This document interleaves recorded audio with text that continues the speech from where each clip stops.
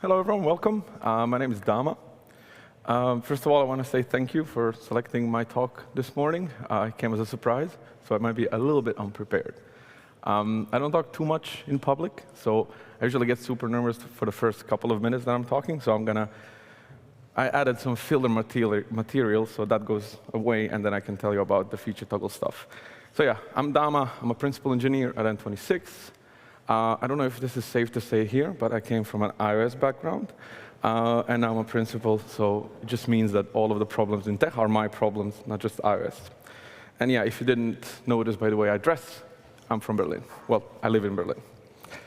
Yeah, it's been a pretty exciting week for us at N26. Yeah, we announced a Series E funding of $900 million at an valuation of more than $9 billion. Yeah, we have 7 million customers, 1,500 employees in 10 offices, and we also announced that we're going remote first. More on that later. Yeah, we have about 60 mobile engineers, and that pretty much means that we add a lot of feature flags. This is a flag. And also, I want to address this immediately. I'm used to saying feature flag as opposed to feature toggle, so I'm just going to use flag throughout the talk, so I don't have to remind myself all the time. But it's the same thing. Yeah.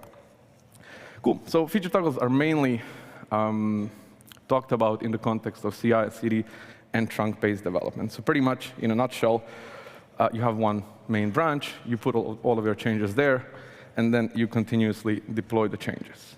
And then you also continuously integrate, and then you also continuously deploy them to the users.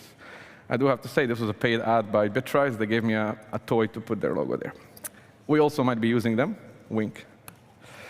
But yeah, in the context of mobile apps, continuous deployment isn't like every commit gets shipped to the users, because we don't really ship all the time.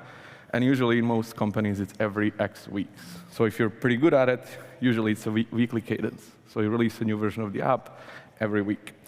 And the reason we don't do it more often is because people don't want to download a new app every day or even often. So 1 week is, I think, what the users can live with, and it's good enough for the business. Yeah, so pretty much looks like this. You have a main branch, everything goes in, and you release every, let's say, week. And you have to develop something, right? So you have no other place to put it but the main branch.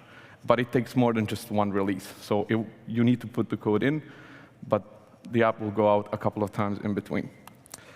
And that's where we use feature flags. So we just hide a feature behind the flag, say it's off, and then when you're done, you turn it on. It's as simple as that in its base concept, let's say.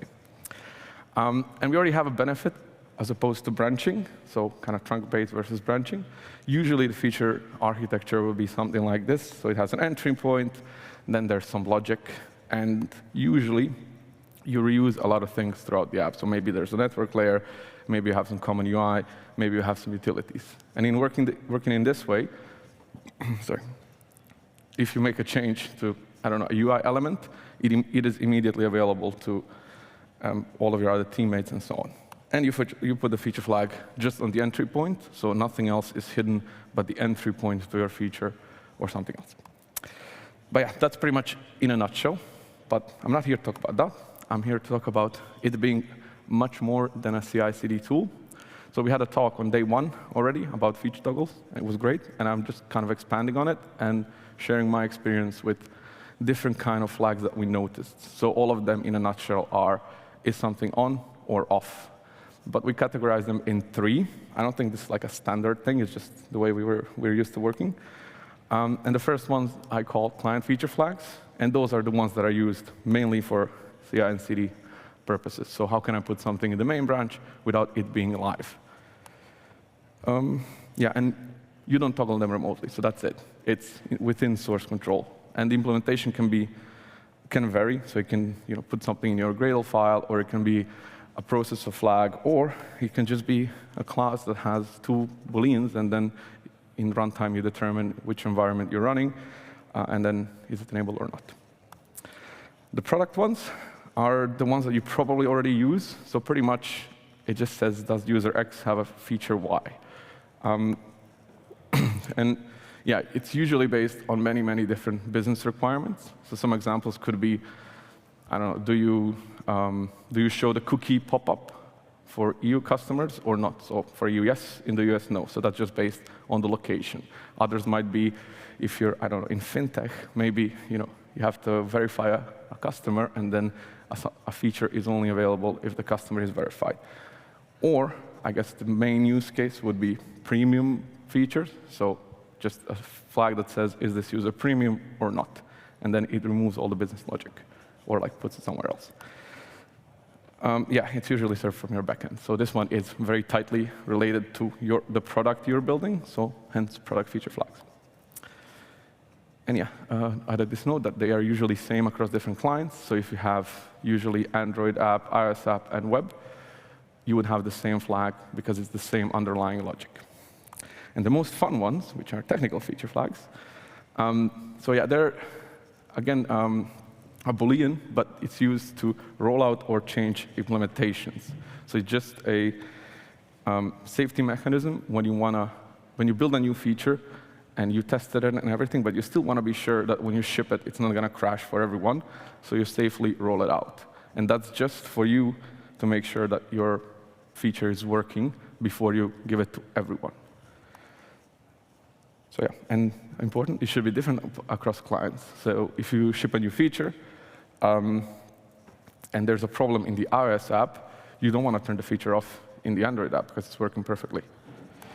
And yeah, it's on Firebase also, so it's very easy to add. Firebase remote config is a great implementation for this. So yeah, in summary, added lifetime also here. The client feature flags are used for development, so only while you're developing, you're in source control, and just saying this feature shouldn't be live, and then once you're done, you remove it. Product ones are there for a long time. It's just a business rule, and the technical ones are usually short. So you ship something, you roll it out, and you delete it, move on. Yeah, and some other comparisons. The product ones should be the same for the clients, while the other ones shouldn't, because it's separate development. And yeah, client and technical should be fast to change. So if you're rolling out a feature and there's something wrong with it, you should be able to rapidly turn it off. So kind of that's why they're there. And yeah, the product ones are business-driven. So yeah, I promised some gotchas in the description, so here they go. They're mostly based on my experience. So if you're adding feature flags on different kinds, this is the things that you should be looking out for. And the main one, I think this happened to us a couple times, that you add a technical feature flag that you can toggle on remotely too early. So you add it when you start development, and then you finish, you ship the feature, and it's live, it's in the stores, and it turn it on. But then, in the versions that were shipped before with the flag turned off, you now have a feature that's incomplete. You can't expect your users to update, within a day or two that you release, so you have to account for older versions potentially having unfinished features in them. And I'll talk about how to address this after. Another one is the time to live of the cache. So usually, you fetch the flags on app launch, and if you have a lot of users, that's a lot of calls. So you want to reduce that, and usually you just cache it on the client for a certain period of time. So you could ship something, turn the feature on, notice that in your 10% rollout, something is a bit off, and then you turn the feature off, but the people still have a problem because the cache is, the data is cached, and then only after a certain period of time, it will be refetched again. Yeah, don't ask me how I know that 12 hours is a default on Firebase. Yeah, sometimes you also delete the technical flag too early, so you turn it on, everything works fine, and then you just delete it. But you forget that then lack of value means off, and then you don't have a feature anymore. But it's easy to fix, you just put it back in. Yeah, another one is not deleting flags. I think it's a pretty common thing because it doesn't hurt immediately. So yeah, if you have a bunch of them and you never delete them, then the responses that when you fetch are going to be too big, and it might cause issues even if it grows too much. Yeah, also if the call to get the flag values fails, then everything is just going to be off. So it's a very good practice to remove the flags after you're done using them. And also, it increases theoretical complexity. So your app has 2 to the power of flags, different permutations of features being on and off, and you can't be expected to test all of them. So the more flags you have, the more theoretically you're not testing. And yeah, this is a fun one. So when you had a client one, so when the one on runtime, you put it on when you put it in when you start developing, and then you just forget to turn it on. You test everything on staging, it works, and you ship it, and then it's not there live. So you just delay the release for a week. So yeah, this is my recommendation based on experience of using it. So you need to start developing something, just put a client feature flag and turn it off for the live environment and put it in on staging or dev or whatever else environments you have where you're going to test. Yeah, and then if there is a product feature flag, you can combine it while you're developing. So it's pretty much at the end, it's an and is this flag on and the other one. And then that allows you also to test the business logic on staging too. And then when you want to launch, so when you're done with development, you swap out the client one, so you just delete it and swap it with the technical one, so you can safely roll out the feature. And then you roll out the feature. Yeah? You put it, I don't know, 10%, 20%, and then see how it goes. And then hopefully everything is right, and you just turn it to 100%. And after that, immediately delete it from the app. So locally from the app, delete it so you don't forget later, so that all of the next releases automatically just have the feature that you want to be there, so it's not toggled remotely after. Yeah, and set a reminder to delete the one from remote. So if you're using Firebase remote config, you need to set a reminder, in I don't know, 2 months, 3 months, have a look. If the adoption of the last version that has this feature flag is low, you can probably delete it and kind of keep it tidy. Some additional things not related to one flag itself. It's good to make them interchangeable. So you can, in Kotlin terms, you can make an interface, and all of the different kinds can conform to one, and then it's literally half a line of code to swap them out whenever you need to.